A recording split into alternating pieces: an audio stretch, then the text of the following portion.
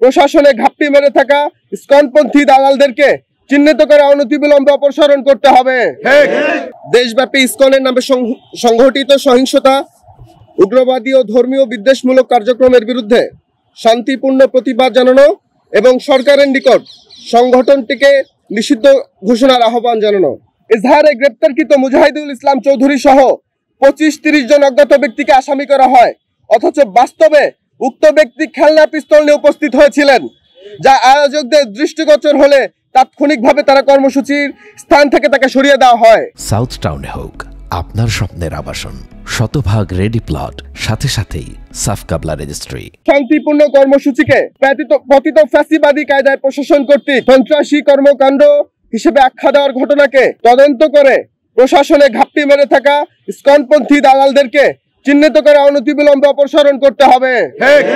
গত 24 অক্টোবর 2025 তারিখে বাদ জুমা ইসকন কর্তৃক দেশব্যাপী সন্ত্রাসী ও উগ্রবাদী কার্যক্রমের বিরুদ্ধে এবং ইসকনকে সন্ত্রাসী সংগঠন হিসেবে নিষিদ্ধকরণের দাবিতে সাধারণ ছাত্র জনতা উত্তরা 12 নং সেক্টর খালপাড় পুলিশ বক্স থেকে 11 নং সেক্টর চৌরাস্তা পর্যন্ত এক শান্তিপূর্ণ বিক্ষোভ মিছিল গণজামায়াত অনুষ্ঠিত করে।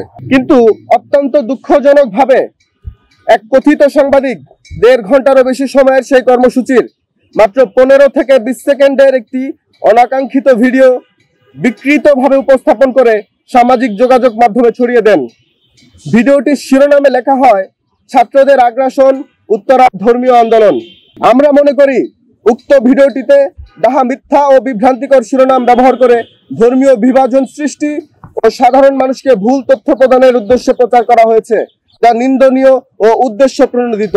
কিন্তু তুরাগ থানার ডিএমপি ঢাকা এই মর্মে এজাহার দায়ের করেন যে তিনি তুরাগ থানার সিসি নং 2489/45 তারিখ 24/10/2025 ইংরেজি মূলে সঙ্গীয় ফোর্স সহ তুরাগ থানা এলাকায় অ্যাপোলো 92 ডিউটি করাকালীন সময়ে ইংরেজি 24/10/2025 ইংরেজি তারিখ দুপুর 1:50 ঘটিকার সময় তুরাগ থানাধীন চন্ডালভোগ এলাকায় অবস্থানকালে গোপন সংবাদের ভিত্তিতে জানতে পারেন যে কতিপয় লোকজন তুরাগ থানাধীন খালপাড় পুলিশ বক্সের নিকটে পাকা রাস্তার উপরে একত্রে গণজমায়েত হয়ে দেশের মানুষের জানমালের নিরাপত্তা বিঘ্নিত সহ বিশৃঙ্খলা সৃষ্টির প্রয়াসে অবৈধ অস্ত্র প্রদর্শন করে, বিভিন্ন অবৈধ স্লোগান দিয়ে জনসাধারণের মধ্যে মারাত্মক ভয় ও আতঙ্ক সৃষ্টি করিয়া আইন শৃঙ্খলার অবনতি ও জননিরাপত্তা বিঘ্নিত করিতেছে। এই চরম নির্লজ্জ মিথ্যা অভিযোগের কোনো বাস্তব ভিত্তি নেই, বরং এটি সম্পূর্ণ মিথ্যা, বানোয়াট ও উদ্দেশ্য প্রণোদিত ভাবে দায়ের করা হয়েছে, যাতে শান্তিপূর্ণ আন্দোলনের ভাবমূর্তি নষ্ট হয় এবং সাধারণ ছাত্র জনতাকে হয়রানি করা হয়। আমরা পুনরায় স্পষ্টভাবে জানাতে চাই, 24 অক্টোবর কর্মসূচি ছিল শান্তিপূর্ণ, আইনানুগ ও প্রশাসনের অনুমোদন সাপেক্ষ। অতএব আজকের এই সংবাদ সম্মেলন থেকে আমাদের গণদাবি সমূহ ঘোষণা করছি। 1. পতিত ফ্যাসিবাদী কায়দায় প্রশাসন কর্তৃক সন্ত্রাসী কর্মকাণ্ড হিসেবে আখ্যা দেওয়ার ঘটনাকে তদন্ত করে প্রশাসনে ঘাপটি মেরে থাকা ইসকনপন্থী দালালদেরকে চিহ্নিত করে অনতিবিলম্বে অপসারণ করতে হবে। দ্বিতীয়ত, তুরাগ থানায় দায়েরকৃত উক্ত মিথ্যা, বানোয়াট ও ভিত্তিহীন মামলা নিঃশর্তে অবিলম্বে প্রত্যাহার করতে হবে এবং গ্রেপ্তারকৃত মুজাহিদুল ইসলাম তুহিনকে অনতিবিলম্বে মুক্ত করতে হবে। 3. সংশ্লিষ্ট সাংবাদিকের ভুয়া, বিভ্রান্তিকর ধর্মীয় বিভাজন উস্কে দেওয়ার জন্য করা অপপ্রচার তদন্ত করে দ্রুত আইনানুগ ব্যবস্থা গ্রহণ করতে হবে। 4.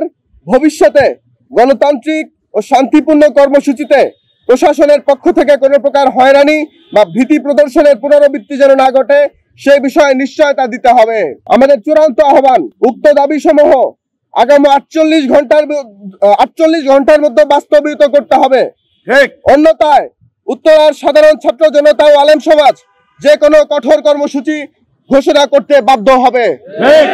আমরা বিশ্বাস করি রাষ্ট্রীয় সংস্থাগুলো সত্য অনুসন্ধান করলে খুব সহজেই প্রমাণিত হবে যে উত্তরার সাধারণ ছাত্র জনতা আইন মেনে শান্তিপূর্ণভাবে তাদের মত প্রকাশ করেছেন, যা বাংলাদেশের সংবিধান দ্বারা প্রদত্ত একটি মৌলিক অধিকার।